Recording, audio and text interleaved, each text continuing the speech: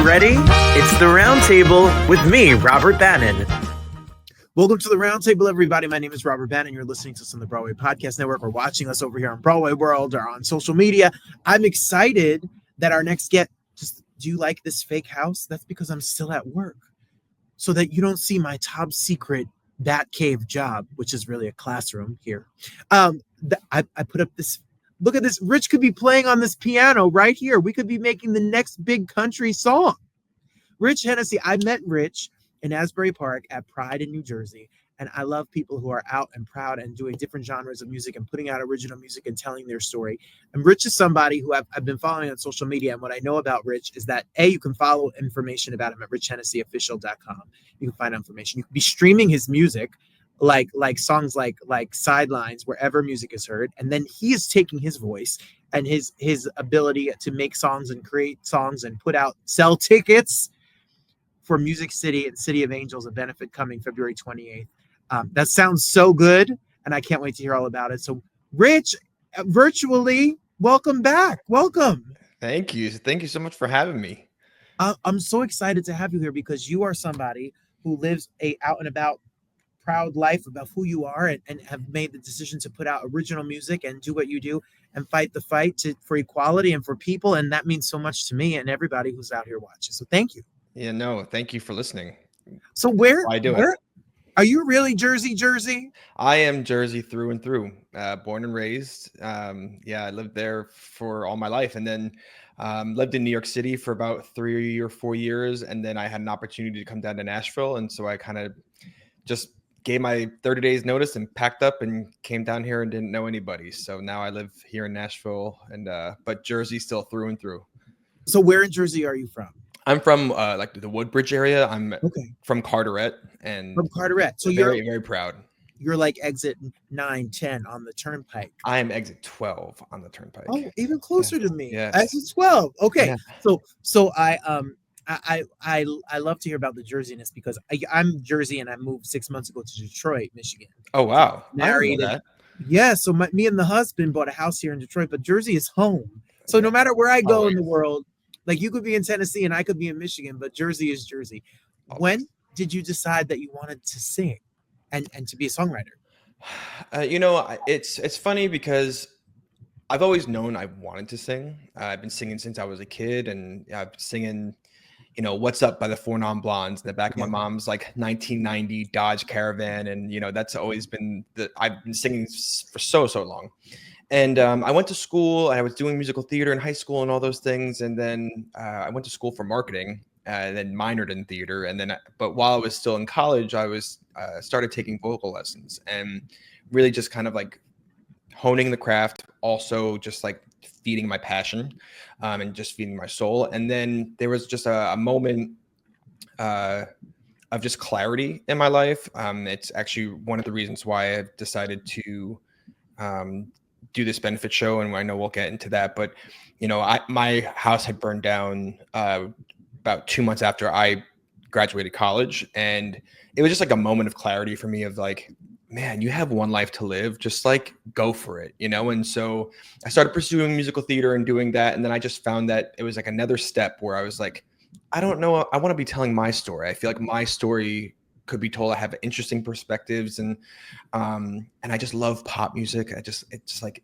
in my blood, and so that's when I started writing my own stuff, and just kept going and kept pursuing it. And I found that little by little folks were really catching on and really loved it. So now it's just been just like the hustle ever since. On the hustle as an artist, putting out music, releasing singles, releasing albums, and you can listen to them all. They're streaming wherever you listen to your music. So no matter where you listen to it, Rich Hennessey, you can get the songs. But you made a choice, Rich, and your advocacy seems to be something. I was reading your bio and I was listening to your music before, but you have always seemed to be an advocate artist, and they seem to have the fires benefit or the pride you perform at or how you speak about your personal life. You have always chose to put advocacy with art. So how did that kind of come together? Why is that important to you? It's so fun. It's funny that you say that, just because you don't realize that you're an advocate in a lot of circumstances because you just think it's the right thing. And it's not until in the face of adversity that you have to kind of, pull up by your bootstraps, as all these boomers keep telling us, and so, it's my vessel. Music, if it's, I could have gotten into politics. I could have gotten into some sort of advocacy where it was, the limelight for maybe not the right reason, or not the reason that I would want to be in the limelight. And so music is that vessel for me. And, and it could be a fun pop song that just comes from a place of advocacy, or it's like I wrote Keep Your Love with just my relationship with religion, and just how I had a good upbringing. And it wasn't necessarily like a bad upbringing in the church or anything like that, but it was just like my relationship with the church and all these things that were in the news, and how it's very apparent that LGBTQIA plus folks are not exactly accepted within specifically the Catholic Church, and but it's still a fun pop song, and it's like it makes you bob your head, and you think it's like maybe about a relationship or about whatever. But that's what I like to do. I like to be able to maybe forget about it, but it's still always going to be like rooted in the advocacy. And I was always involved with student government and politics and stuff like that, and I still very much am.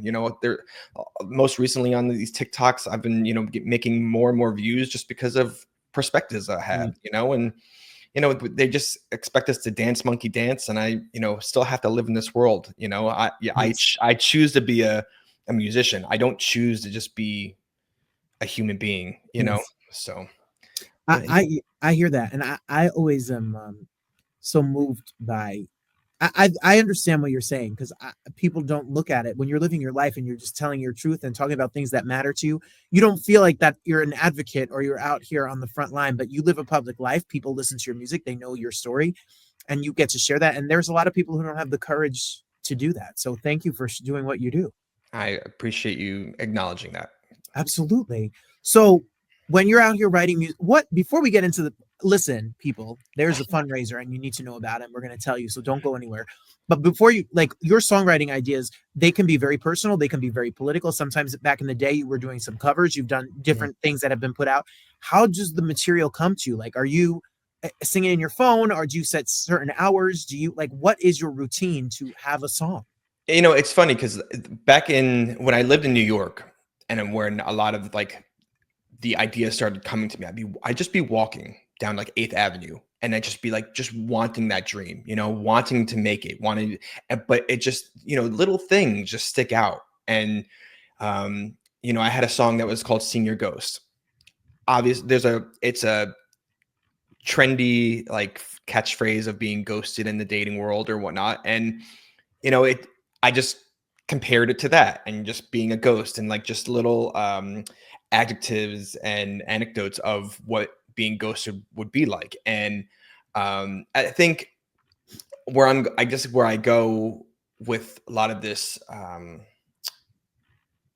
where I go with it is just this perspective. I don't know. I feel like it's just fun to be able to come up with different ideas and throw them out there and see, what sticks. And, specifically the covers. I heard John Farnham's You're the Voice. And at that point, a lot of the school shootings were they haven't really stopped, but they were absolutely apparent and rampant at that point. And there's just a line in that song that goes, "How long do we look at each other down the barrel of a gun?" And it's just this political, and it may have not been written for that purpose, but it resonates, especially where we are in these times in America and the United States and stuff. So, and I just, again, advocacy. And it was just that vessel that I was just so drawn to. And I just couldn't stop listening to it. So, and I need to put a version of this out. So, and that was what, 2020? That was 2020. Yeah. So, and look at us now. We need the song more than ever. So what you have here is Rich is if you like music that's got a hook and it's a bop, and you're gonna sing the whole situation of it, and it doesn't matter what because I think your music is, you call it pop, but pop stands for popular music, so it's for everybody. It's for Yeah. any race, gender, sexuality, religion, age. Like if it moves you and speaks to you and you want a good groove and rhythm and vocals with some message to it, then you got to check out Rich's music wherever Rich's music is playing and streaming. And then we can see you live. Yes, you can. Rich, Absolutely. for free. You're not taking Rich. How are you going to pay the light bill, Rich? We got no. Thank God the fires in Los Angeles were one of the most horrific things I've ever seen in my Yeah. entire life. And I think as artists, it's leave it to an artist to try to fix it, and that's what you're doing. So, thank you for doing this. It's amazing. It sounds amazing. Yeah, it's Tell gonna us a little. be a really, really awesome evening. So, what can we expect? Friday, February 28th. Yeah, February 28th, we've got a 3-hour show. I mean, we've got a bunch of artists who are Nashville based. I mean, some of the most incredible voices that you've ever heard. It's oozing, the talent is oozing out of these folks, and they're all coming with an open heart and to give back to our counterparts in LA.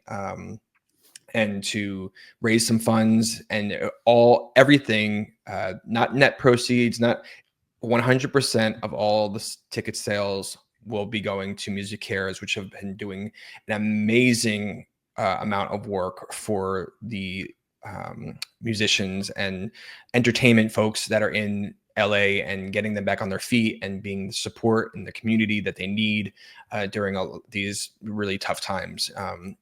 When my family went through this, almost 12 years ago, 13 years ago, the way that we got back on our feet was just the support of a community, our family, our friends. And, when I didn't see that there was maybe not a lot happening in Nashville, it was just kind of like that calling to just step up. And, my friend, Morgan, who will be performing as well at the concert, he was like, you should do it. You should go out and you should put it together. And I just like the little spark that I needed to just get up and do it. And so that's what I'm doing. And we're getting a great lineup together. We're going to be announcing the full lineup soon. And there's going to be roughly about 10 or so acts that are going to be going on. And it's just going to be an incredible evening of just so much good music. And it's going to be, from larger artists to smaller artists to signed artists to independent artists. It's going to be from country to soul to pop music. It's going to be for everybody, because I didn't want anybody to feel excluded, because we're all just coming together and doing this for the folks in LA. I think this sounds so exciting. So you're not telling us everybody that's a part of it, but you're going to be there. I will be there. I know my friend Morgan will be there. And then we just announced that Megan Lindsay is also going to be there as well. We're just super excited, and we've got a lot more folks to start announcing. And as we start heading towards the date, we'll announce more of those folks too. Okay. And the tickets are already on sale. They are. You could go to your website. I saw it's on there. You could go to your social media, which will be below us, or it's on Eventbrite. You could buy a ticket. The tickets are not going to break the bank. This is not some bougie $1,000 a plate. This is a $20, or I'm sure you'll take more money at the door. Sure. People donate. I saw MusiCares watching the Grammy Awards this weekend, like what they are able to do, what is being done, and where this is going directly towards people rebuilding not only homes, but schools and communities, and to firefighters and first responders. Like this is an organization that's fighting the fight out here. Absolutely. They're letting folks regain their life back, and I think, what we forget is that though there's just things, there's a lot of those things what make a person's life, so they're just rebuilding who they are as people. So, and we're just super excited to be able to do our part and be the good that we wish to see in the world, Absolutely. Oh, so I don't know what you're doing, people out here, but get a ticket. Nashville, get a ticket. What is the biggest difference from Jersey and New York to moving to Nashville? What's it been? I mean, it's a music city. It is where all the cool musicians are. So yes, I mean, obviously it's the politics, but it's also it's very much, it's funny because you move to a city that you knew no one, and then you find your chosen family because you have a lot of you are going through the same thing of just kind of figuring it out, and I felt the same in New York, but it was just a different kind of experience moving here to Nashville, because you walk into mostly any of these bars, any of these venues, and it's live music everywhere you go, and you just gotta love it, and I really, there is such an exorbitant amount of talent here in Nashville that just inspires every single day, and keeps me going and keeps me chasing the dream, and people who make me better as an artist as well. So I love it. I'm excited that you're there. Yeah. It's been great. It's been 5 years already too. It's like kind of crazy. That's so do you feel different inspiration about music being there versus being in New York, and the grind of New York City versus Nashville? I do feel the difference, just because in New York, there are so many different types of artists. You have comedians, you have actors, you have dancers, and where here, though the entertainment industry as a whole in Nashville is growing, it is very saturated with a lot of musicians. And that for me is kind of a cool, you have, we're all a dime a dozen, but that just makes the opportunity that much bigger. So yeah. Oh, this is exciting. Yeah. It's so exciting. And finding community. What can you say, not to make you be more political, but what can you say? I know that the LGBTQIA plus community is like really under attack, as is many marginalized groups, women and people of color across this country. So as an artist who has to live in Tennessee, with I guess I'm in a red state too, which is bizarre. So what is coming from New York and New Jersey, which are not, what is the hope? Is there any silver lining that you found being where you are? Well, it's not just, being in a red state, there are still very much people who align with your politics. And there are people who are fighting the good fight here in Tennessee. We have the Tennessee Three, who have been out there getting as much, putting it into all the different outlets, news outlets, trying to let the folks of the United States know that there are people who exist in these states that maybe not align with the state's politics, just because it's run by a particular group of people. We all have to exist here, and I think it's kind of jarring to see the difference between, Jersey politics and Tennessee politics, and see the LGBT community be represented in more of a safe haven in New Jersey, where they want to erase us in Tennessee. And I think that is, we're not going anywhere. And with more folks like me and more folks like you who are out in these states, just need to be a bit more vocal and show up for our community. And, we won't go away, and we'll get through this like we did the last time. And just not being afraid, even though it's scary. We're stronger in numbers.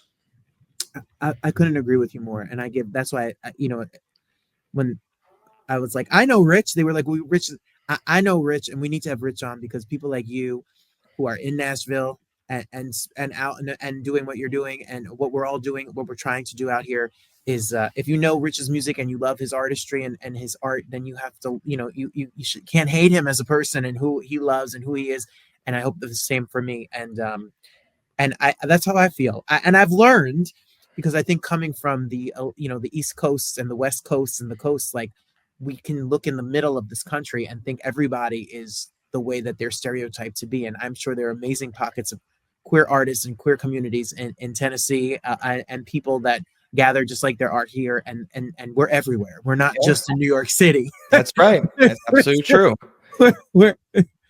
People forget, and it's just because there's folks that are may not be out and proud or loud about it, and that's why I just find it interesting when folks just say things that are and do things when they don't have much of any knowledge of who we as the LGBT community are. It just, I think it in a broader sense, same with racism and misogyny, and just like, it's just like being scared. People are just scared because of what they don't know. And, they don't know what they don't know. And so I think it's crazy when people who don't know any better make policy for these folks they don't know. Do you know what I'm saying? Absolutely. So I think that we're at a pretty interesting point in this country where it's either we're going to roll over and just take it, or we're going to fight back.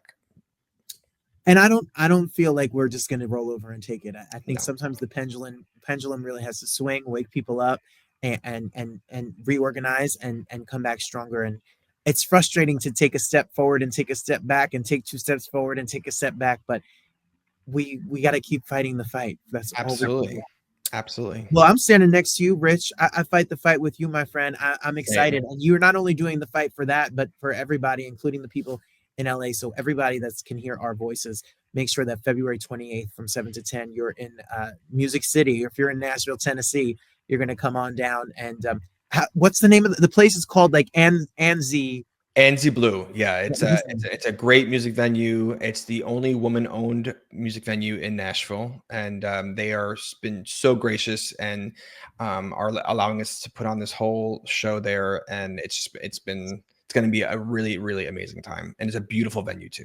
So get your tickets, get in there. The money's going to MusiCares to help the people in LA. Stream all of Rich's music. Follow Rich on social media. The links are below. Go to his website, find out where he's going to be and what's next for him, and make sure you follow him on wherever platform you are, if it's Spotify or Tidal or Apple or whatever, so Absolutely. that when Rich drops another music, some music in the night, you're the first to know. Thank you so much for being here. I look forward to seeing you somewhere around this country, at a Pride, at a concert in on the Garden State Parkway, somewhere, Rich. We'll be working on it. I'm planning on doing a little tour by the end of the year, so we're working on it. That's it. Yeah, that's it. We're excited. Thank you. You inspire me. You inspire so many of us to keep on fighting the fight. So thank you for letting us get our voices out. So it truly makes me very happy that there's more people like you out there. Back at you. So.